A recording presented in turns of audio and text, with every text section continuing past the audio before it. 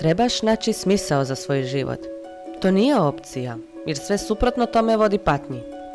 Što je još bolje, ako vodiš smislen život, što znači da prihvatiš svoje odgovornosti, neke očite odgovornosti, u stvari se krećeš ka boljitku. Možeš odvesti osobu na dno njenog ponora i reći joj da nije čudno što je očajna i na granici, ali da postoji toliko mogućnosti koje je okružuju i nešto može izvući iz svega toga, bez obzira na paklenu realnost. To je odgovornost. I oni će to prihvatiti. Ovo nije neki poziv na bolje sutra, nije poziv na utopiju ljudske imaginacije. Radi se o tome da bez ispravnog pristupa prema istini, život će te progutati i završit ćeš ogorčen, na dnu, što znači da nisi iskren, sam prema sebi prvobitno. Znate za one koji će vam reći da ste u redu takvi kakvi jeste? To je čista glupost. Ne samo da mnogi, pogotovo mladi, nisu u redu takvi kakvi jesu, već i za sve druge misle da nisu u redu takvi kakvi jesu. Ako imate djecu, pa ne mislite valjda da su u redu takva kakva jesu. Volite ih, da, ali ne želite da ostanu trogodišnjaci cijeli svoj život. Želite da se izgrade, razviju, postanu ono što stvarno jesu.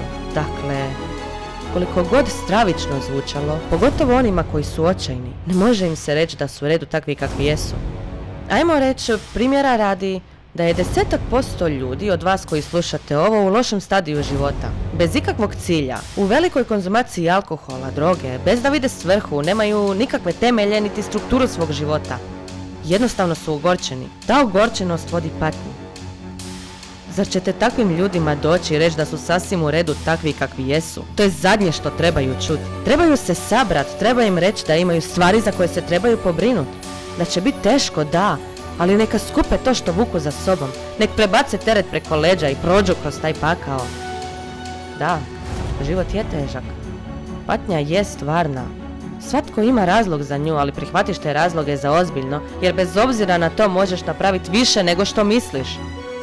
Kad pitate ljude koga poštuju, da li to budu kompletno neodgovorne osobe, oni koji se ne mogu pobrinuti za sebe, zar će to biti osoba koja je potpuno beskorisna, neproduktivna, kompletna katastrofa za cijelu obitelj, po mogućnosti štetočina i opasna za društvo i okolinu?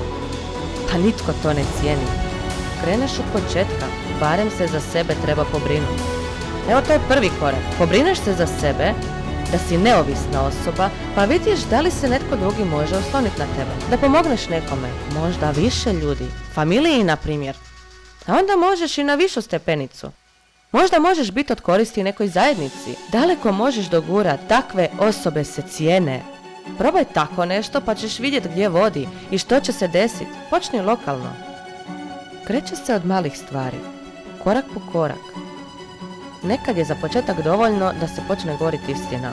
Samo takva sitnica kada se počne prakticirati. Samo jedna stvar može izokrenuti cijeli život jer se sve počne graditi.